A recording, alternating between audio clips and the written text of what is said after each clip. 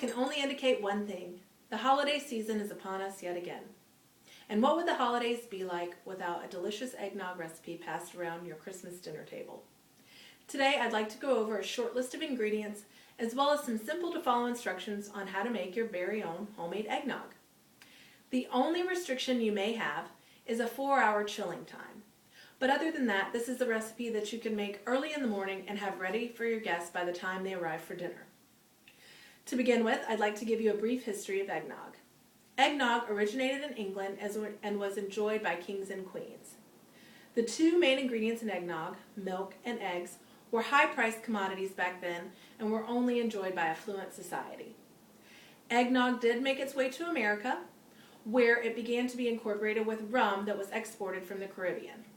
Today, eggnog is enjoyed all over the country. Some people prefer it with bourbon, some people prefer it with rum, other people prefer it with vodka.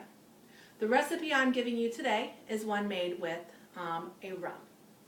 So let's start with our list of ingredients. You're going to need 6 large eggs. You're also going to need 3/4 of a cup of sugar. You're going to need a quart of half and half, 2/3 of a teaspoon of vanilla extract, 1 cup of brandy, and 1 cup of rum. You will also need cinnamon sticks for garnishing, as well as a little nutmeg to sprinkle on top. So let's get our recipe started. Now, to start, I will let you know this is an alcoholic recipe. We're going to be using raw eggs. Raw eggs do carry salmonella, so if you're going to make this without alcohol, you're going to need to cook your eggnog. But other than that, we're going to be using liquor, which is going to kill off that salmonella bacteria. So for time purposes, I've already whisked my eggs. And what I like to do is I like to whisk them in a stainless steel bowl with a stainless steel whisk. The reason for that is the resting temperature of a stainless steel bowl is lower than that of glass. In turn, that helps the eggs to become fluffier and to become frothier. And what that's going to do is that's going to make your eggnog a little bit richer and a little bit creamier. So we have our eggs whisked. We're going to go ahead and add our 3/4 cup of sugar. You're going to want to stir that around just a bit. Next, go ahead and add your vanilla extract. And just a note, you don't want to pour any measurement over your original recipe, because if you spill, you can't take back what you spilled in.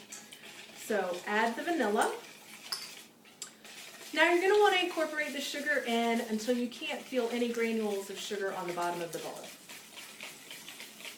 That feels pretty good.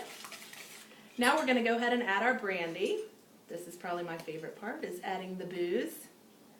So 1 cup of brandy, and I just use a generic brandy, nothing too fancy. And then 1 cup of rum. Now you're going to want to use either a Captain Morgan's or Myers. You want to get a dark spiced rum. That's going to give your eggnog an overall better flavor. All right. Now finally, you just need to add your quart of half and half. So we've got all our ingredients together. And you're just going to want to whisk that for a moment. And it smells delicious right now. Easy to follow. Finally, we're just going to pour our eggnog as best we can into our pitcher.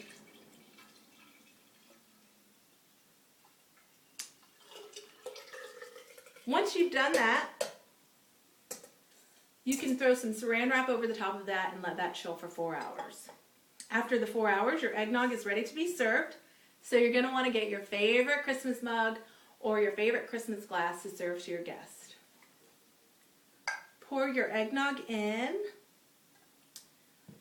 You will take a cinnamon stick and just sit it in the top there, and then garnish with your nutmeg.